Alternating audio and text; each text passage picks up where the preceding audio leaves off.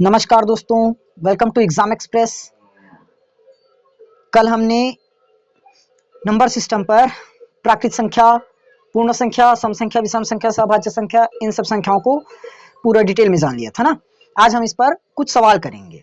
देखिए, पहला सवाल है हमारा, 3 क्रमागत संख्याओं का योग 18 है, तो अगली 3 क्रमागत संख्याओं का योग क्या होगा, ये बताना है। ध्यान से क्वेश्चन पढ़िए। 3 क्रमागत संख्याओं का योग 18 है, तो अगली 3 क्रमागत संख्याओं का योग क्या होगा। क्रमागत संख्या हम जानते हैं जो क्रम से चले, 1 2 3 हो सकता है, 4 5 6 भी हो सकता है, 7 8 9 भी हो सकता है, लगातार चले ना, क्रमागत इसी को तो बोलते हैं। अब ये क्रमागत कैसे, वो कैसे पता चला? अगर हम 1 में 1 जोड़े तभी तो 2 मिलेगा, 2 में 1 जोड़ेंगे तभी 3 मिलेगा, 3 में अगर 1 जोड़े तभी हमें 4 मिलेगा। यानी कि क्रमागत बनाने के लिए 1 जोड़ रहे हैं। कितना जोड़ रहे हैं? 1। तो अब ध्यान दीजिए, 3 क्रमागत, अब अपने को पता नहीं है कि कौन सा 3 क्रमागत है, तो हम क्या कर देंगे, 1 को x मान देंगे। पहला क्रमागत x, तो दूसरा क्रमागत क्या होगा, x + 1। अभी बताया था 1 जोड़ना है, तो तीसरा क्रमागत क्या होगा, x + 1 में हम एक और जोड़ देंगे। देखो, x + 1 में एक और जोड़ देंगे तो क्या बनेगा, x + 2, यानी कि x + 2 आ जाएगा। ठीक, ये डबल रिग देखिए, बराबर इनका योग कितना है बोला है, 18। योग कितना है, 18। जोड़ दो, 1 2 3x, 3x + 2 और 1 3 बराबर में 18। तो यहाँ से 3x बराबर क्या हो जाएगा, 18 - 3 यानी कि 15। 3 पंचे 15, ये लीजिए x का मान क्या आ गया, 15। यानी कि हमारी संख्या पता चल गई, क्या क्या है, 5 6 7। देख लीजिए इनका योग आ रहा है कि नहीं आ रहा, 18। 6 5 11, 11 और 7 18, एकदम क्लियर। लेकिन लेकिन लेकिन एक चीज ध्यान दीजिए, हमें क्या पूछा है, संख्या थोड़ी ना पूछा है, अगले 3 क्रमागत संख्याओं का योग क्या होगा। तो 5 6 7 हमारा पहला संख्या है, उसके बाद देखो 7 के बाद क्या आता है, 8, 8 के बाद 9, और 9 के बाद क्या आएगा, 10। यानी कि ये हमारा क्या हुआ, अगला क्रमागत संख्या। तो ये अगली क्रमागत संख्या है, हमें क्या करना है, इनका योग बताना है। क्या करना है, योग बताना है। देखो, 10 और 9 19 हो जाएगा, और एक इसको दे दो 20, 20 7 27, तो हमारा ऑप्शन नंबर सी 27 आंसर सही हो जाएगा। एकदम क्लियर, अच्छी तरीके से समझ में आ गया, किसी को कोई डाउट नहीं। चलिए थोड़ा सा आगे बढ़ने की कोशिश करते हैं। देखिए यहाँ पर क्या बोला है, 4 की पावर 61, 4 की पावर 62, 4 की पावर 63, 4 की पावर 64 और 4 की पावर 65 है। किससे विभाज्य है, किससे विभाज्य है ये बताएं।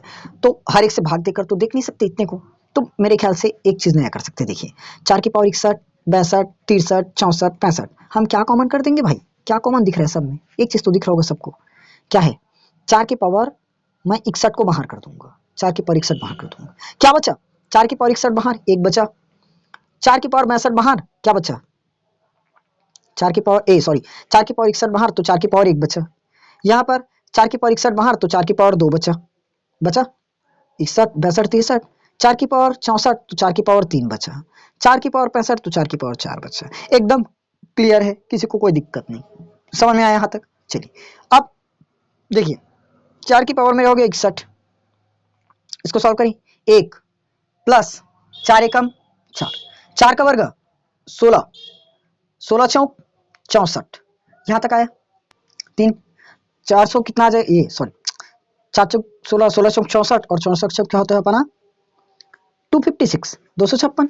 बस सबको जोड़ो, ये हो जाएगा हमारा क्या चीज, 4 की पावर 61, 4 और 1 5, इन सबको जोड़ते हैं। चलिए कितना कितना है, 6 4 10, 10 6 16, 16 4 20, 20 और 1 21, एक आया, हासिल हम 2 लगाए, 5 2 7, 7 6 13, 13 और 1 14, 14 का 4, फिर हासिल एक आया, 2 और 1 3, कितना आ जाएगा हमारा 341। एकदम क्लियर, 341। तो 4 की पावर 61 गुणित 341। अब देखिए हम 4 की पावर 61 तो नहीं कर सकते इतना लंबा चौड़ा, लेकिन लेकिन लेकिन 341 तो है, 341 को हम भाग देकर चेक कर सकते हैं कि किससे भाग जा रहा है। देखो पहले ऑप्शन से चेक करते हैं, 3 से चेक करके देखते हैं। 3 से कैसे चेक करेंगे, 4 3 7, 7 और 1 8, अंकों का योग कितना आ रहा है 8, अंकों का योग कितना है 8, यानी कि 8 तो 3 से भाग नहीं जाता, 3 से भाग नहीं जाता, तो 8 पूरी संख्या 3 से भाग नहीं जाएगी, खत्म। 5 से जाएगा ही नहीं, 5 कब भाग जाता है 5 से, जब 0 या 5 रहे, क्या रहे, 0 या 5 रहे। क्लियर, मतलब 5 से नहीं जाएगा। 11 से भाग कैसे करते हैं पता है? सम संख्या का डिफरेंस और विषम संख्याओं का डिफरेंस, यानी कि सम पर जो स्थित है और विषम पर जो स्थित है उसका डिफरेंस चेक करते हैं।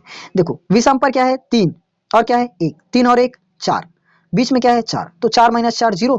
11 से भाग जाएगा कि नहीं जाएगा? 0। 11 शून्य शून्य चला जाएगा, मतलब 341 किससे भाग होगा? 11 से। 17 से नहीं होगा। करके देखें, 341 11, 11 तिया 33, एक बचा 11 एकम 11, भाग चला गया। देखो तो इसका आंसर हो जाएगा ऑप्शन ए सही। समझ में आया कि नहीं आया? एकदम आसान क्वेश्चन था। बस यहाँ पर डिविजिबिलिटी रूल थोड़ा सा पता रहना चाहिए ना। अगर अंकों का योग 3 से भाग जा रहा है तो पूरी संख्या 3 से भाग चली जाएगी, और इकाई के अंक में क्या है 0 या 5 है तो ही 5 से भाग जाएगा। 11 के लिए हम कैसे चेक करते हैं?